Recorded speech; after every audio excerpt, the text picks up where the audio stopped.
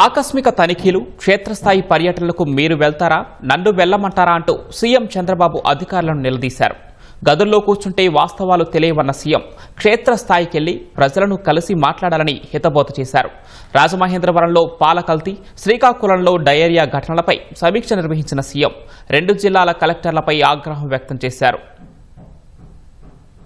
శ్రీకాకుళంలో డయేరియా, రాజమహేంద్రవరంలో కల్తీపాల ఘటనల నేపథ్యంలో పురపాలిక, వైద్యారోగ్య శాఖలపై సీఎం చంద్రబాబు అసెంబ్లీలోని తన ఛాంబర్లో సమీక్షించారు. వీడియో కాన్ఫరెన్స్ ద్వారా సమీక్షలో పాల్గొన్న 2 జిల్లాల కలెక్టర్లను బాధితులకు అందుతున్న వైద్య సాయం గురించి ఆరా తీశారు. శ్రీకాకుళంలో 129 మంది డయేరియా బాధితులకు గాను ప్రస్తుతం 107 మందికి ఆసుపత్రుల్లో చికిత్స అందిస్తున్నామని, 20 మంది డిశ్చార్జ్ అయ్యారని కలెక్టర్ స్వప్నిల్ దినకర్ సీఎంకు వివరించారు. తాజా పరిస్థితిని ఇంటిగ్రేటెడ్ కంట్రోల్ రూమ్ ద్వారా నిరంతరం పర్యవేక్షిస్తున్నట్లు చెప్పారు. 4 ఇంజనీరింగ్ బృందాలు తాగునీటి పైపుల లీకులకు మరమ్మతులు చేశాయని, 150 మంది సిబ్బందితో పారిశుధ్య నిర్వహణ చేస్తున్నామని వివరించారు. తాగునీటి పైపు లైన్లు, కాలువలు క్రాస్ అవడం సహా వివిధ కారణాలతో కలుషిత నీరు ఇళ్లకు చేరిందని పలువురు అధికారులు సీఎంకు వివరించారు. రాజమహేంద్రవరంలో కల్తీపాల వల్ల ఇంకా 15 మంది ఆసుపత్రుల్లో చికిత్స పొందుతున్నారని కలెక్టర్ కీర్తి తెలిపారు. కల్తీపాలు తాగిన 957 మందిని రోజూ పరీక్షిస్తున్నామని వివరించారు. విషాద ఘటనలు జరిగాక స్పందిస్తే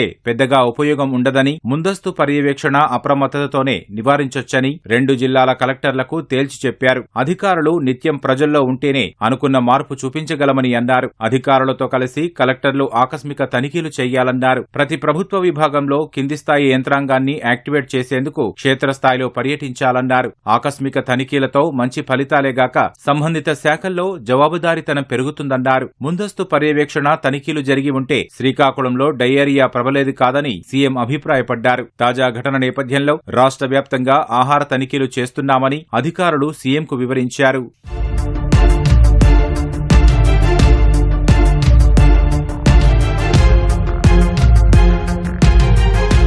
మరోవైపు మున్సిపాలిటీల్లో తాగునీరు కలుషితమైతే కమిషనర్లను ఉపేక్షించేది లేదని పురపాలక శాఖ ముఖ్య కార్యదర్శి సురేష్ కుమార్ తేల్చి చెప్పారు. అన్ని మున్సిపాలిటీల్లో తాగునీటి పైపులైన్లు తనిఖీ చేయాలన్న ఆయన అశ్రద్ధ వహిస్తే మున్సిపల్ కమిషనర్లు, క్షేత్రస్థాయి సిబ్బందిని బాధ్యులను చేస్తామని హెచ్చరించారు. వార్డు, శానిటేషన్ సెక్రటరీలు క్షేత్రస్థాయిలో తనిఖీలు చేయాలన్నారు. డ్రైనేజీల గుండా వెళుతున్న తాగునీటి పైప్లైన్లను వెంటనే మార్చేయాలని, డ్రైనేజీల్లో నీరు నిలవకుండా వెంటనే డీసిల్టేషన్ చెయ్యాలని స్పష్టం చేశారు.